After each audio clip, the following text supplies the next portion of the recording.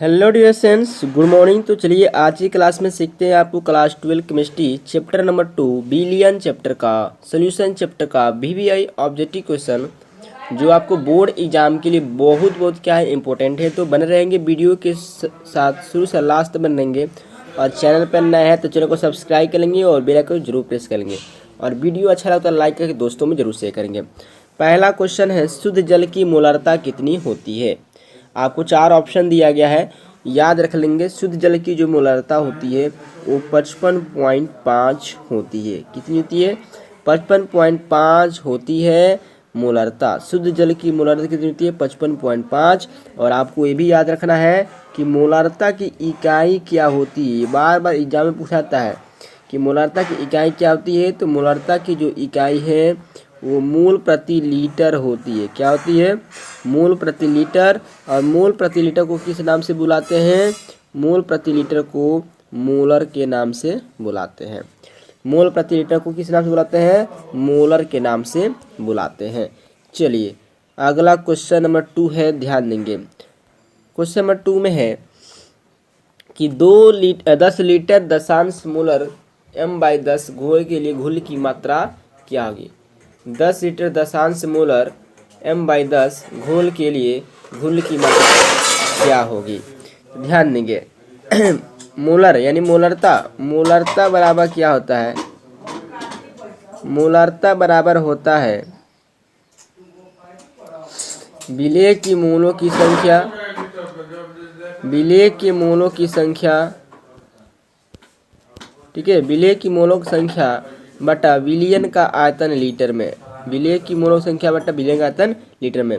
तो मोलारता कितना दिया है? मोलारता आपको दिया है 1/10। m/10 मतलब 1/10, ठीक है। विलेय की मोलों की संख्या नहीं दिया है, मान लिया हमने n मान लिया। और आयतन कितना हो गया? आयतन जो है आपको हो गया 10, ठीक है। तो यहाँ से सोल्यूशन करने पर आ जाएगा 10n बराबर 10, n बराबर हो जाएगा 10/10 बराबर 1, यानी कि हो जाएगा 1 मोल। तो राइट आंसर हो जाएगा ऑप्शन नंबर सी। 2 का हो जाएगा ऑप्शन नंबर सी, 1 मोल होगा। घुलने की मात्रा मोल में ही निकाला गया है तो 1 मोल हो जाएगा। चलिए क्वेश्चन नंबर 3 में है। क्वेश्चन नंबर 3 में है कि निम्न में से कौन सहजात गुण है, यानी कि कोलिगेटिव प्रॉपर्टीज है। कोलिगेटिव प्रॉपर्टीज इसमें कौन है? ऑप्शन ए में है प्रासरणी दाब, बी में है क्वथनांक, सी में है द्रवणांक, डी में है वाष्प दाब। इनमें कौन जो है सहजात गुण है, कोलिगेटिव प्रॉपर्टीज है? प्रासरणी दाब, क्वथनांक, द्रवणांक, वाष्प दाब। तो ध्यान देंगे, इसका राइट आंसर हो जाएगा आपको ऑप्शन नंबर ए, प्रासरणी दाब। प्रासरणी दाब ऑस्मोटिक प्रेशर, प्रासरणी दाब ऑस्मोटिक प्रेशर, प्रासरणी दाब, ठीक है। क्वथनांक में उन्नयन होता है, क्वथनांक में उन्नयन, प्रासरणी दाब, क्वथनांक में उन्नयन, हिमांक में अवनमन, ठीक है, हिमांक में अवनमन। और वाष्प दाब का आपेक्षिक अवनमन, वाष्प दाब का आपेक्षिक अवनमन, ये सब क्या है? कोलिगेटिव प्रॉपर्टीज होते हैं, बाकी नहीं होती। इसमें राइट आंसर हो गया प्रासरणी दाब जो है कोलिगेटिव प्रॉपर्टी है। ऑस्मोटिक प्रेशर, ये आंसर हो गया। क्वेश्चन नंबर 4 में ध्यान देंगे। क्वेश्चन नंबर 4 में दिया है कि यदि केसीएल जलीय घोल 100% विघटित होता है तो वांट हॉफ गुणांक का मान क्या होगा? 2, 1, 3, 4।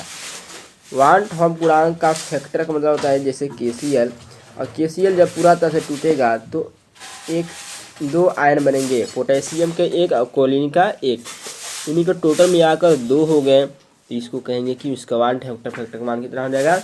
2 हो जाएगा। तो 4 का क्या हो जाएगा? ए हो जाएगा, 4 का ए हो जाएगा।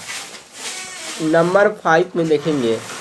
नंबर 5 में कह रहा है कि किस 0.01 मोलर तनु घोल के लिए सबसे न्यूनतम हिमांक होगा।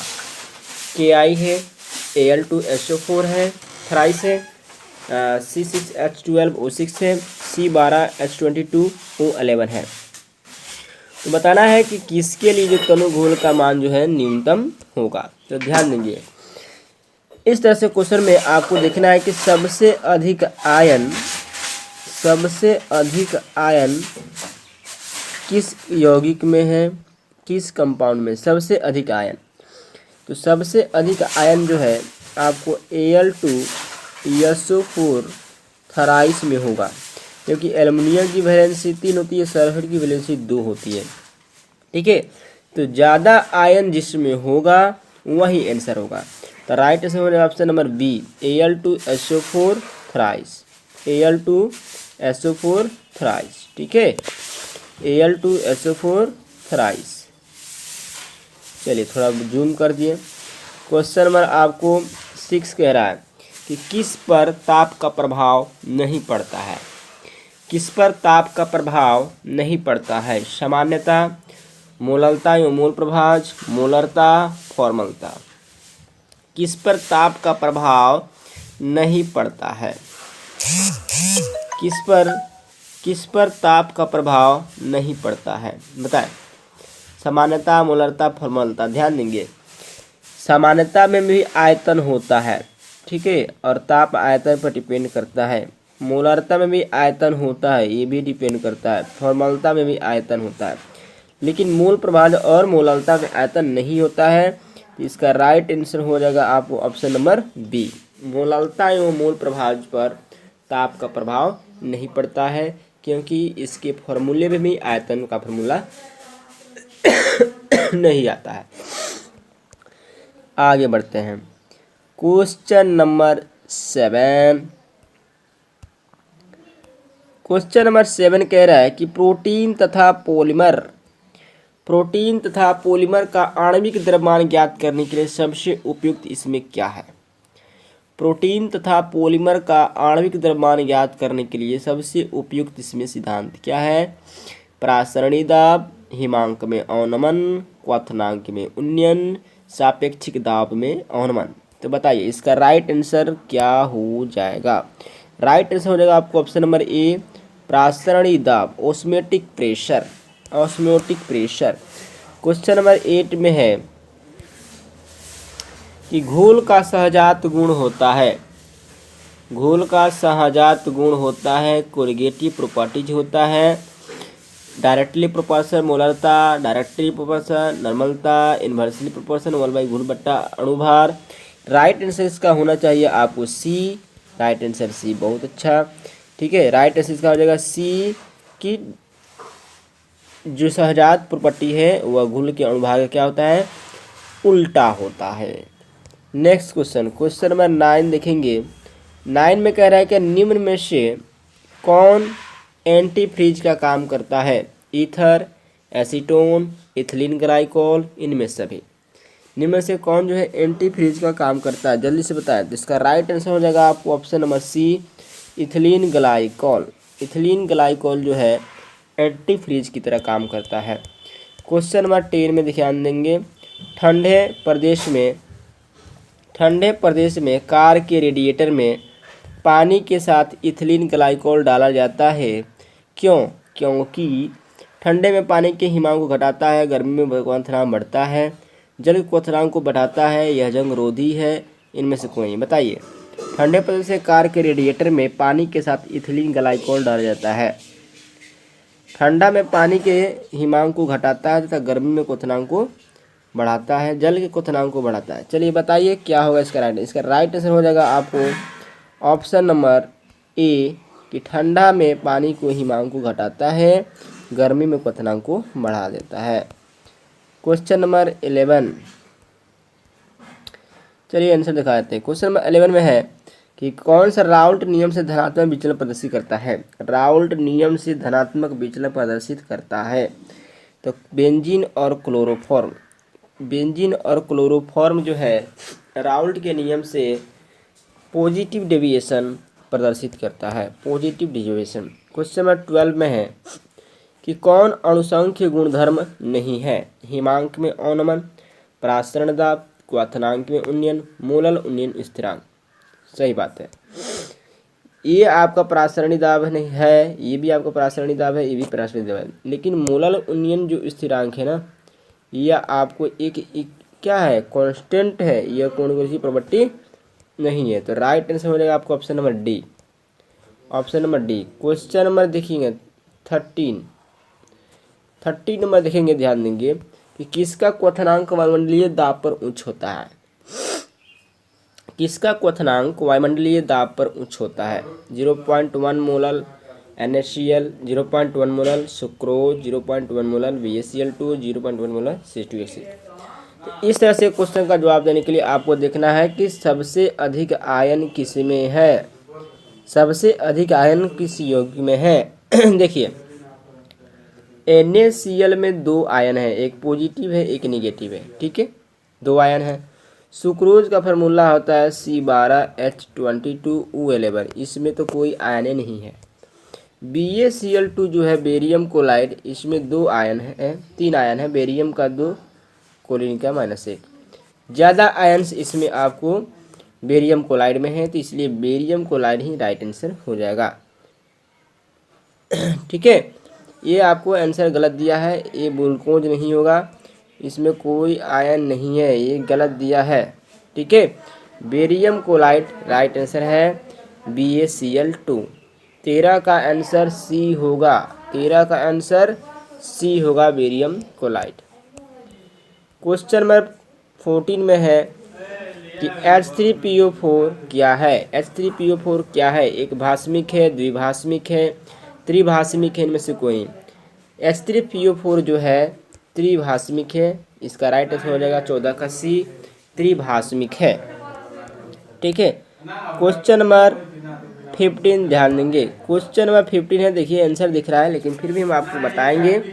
क्वेश्चन नंबर 15 में है कि 5 ग्राम ग्लूकोज 20 ग्राम जल में घोला गया है तो बिलियन की पहाड़ प्रतिशत मात्रा। 5 ग्राम ग्लूकोज 20 ग्राम जल में घोला गया है। 5 ग्राम ग्लूकोज, तो ग्लूकोज आपको क्या है, विलेय है, विलेय की मात्रा 5 ग्राम। ठीक है, और विलायक की मात्रा 20 ग्राम, सॉलिड सॉल्वेंट 20 ग्राम। ठीक है, तो बिलियन की मात्रा क्या हो जाएगा जी, बिलियन का मात्रा हो जाएगा 20 को 5 को 25 को, 25 को होगा ना, इसलिए भार प्रतिशत का फॉर्मूला क्या होता है, विलेय का द्रव्यमान बटा बिलियन का द्रव्यमान इंटू 100। 25 चौको 100, 5 चौको 20, कितना देगा 20%। तो राइट आंसर हो जाएगा आपको ऑप्शन नंबर बी, 20%। क्या हो जाएगा 20%। चलिए क्वेश्चन नंबर 16, क्वेश्चन नंबर 16 में है बिलियन में विलेय की मोलालता किस यूनिट में व्यक्त की जाती है। बिलियन में विलेय की मोलालता किस यूनिट में व्यक्त की जाती है।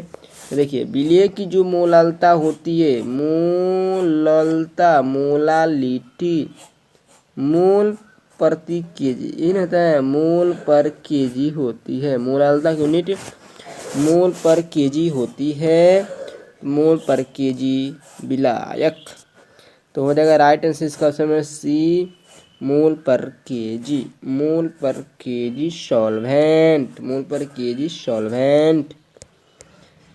17 नंबर क्वेश्चन, 17 नंबर क्वेश्चन में है कि निम्न में से कौन विलयन का जो गुण ताप पर निर्भर नहीं करता। अभी मैंने बताया है कि जिस चीज़ में आयतन नहीं होता वो डिपेंड नहीं करता है।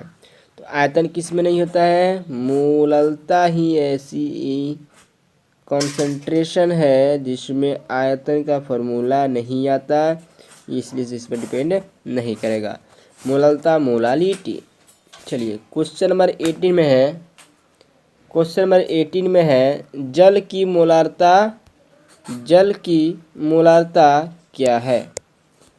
जल की मोलारता क्या है, अभी शुरू में ही बताया था कि जल की मोलारता जो है 55.5 होती है। जल की मोलारता क्या होती है, जल की मोलारता 55.5 होती है। देखिए अब यहाँ पर फिर 19 में क्वेश्चन में आ गया कि उच्च अणुभार के पदार्थ का अणुभार ज्ञात करने के लिए सबसे उत्तम विधि क्या है।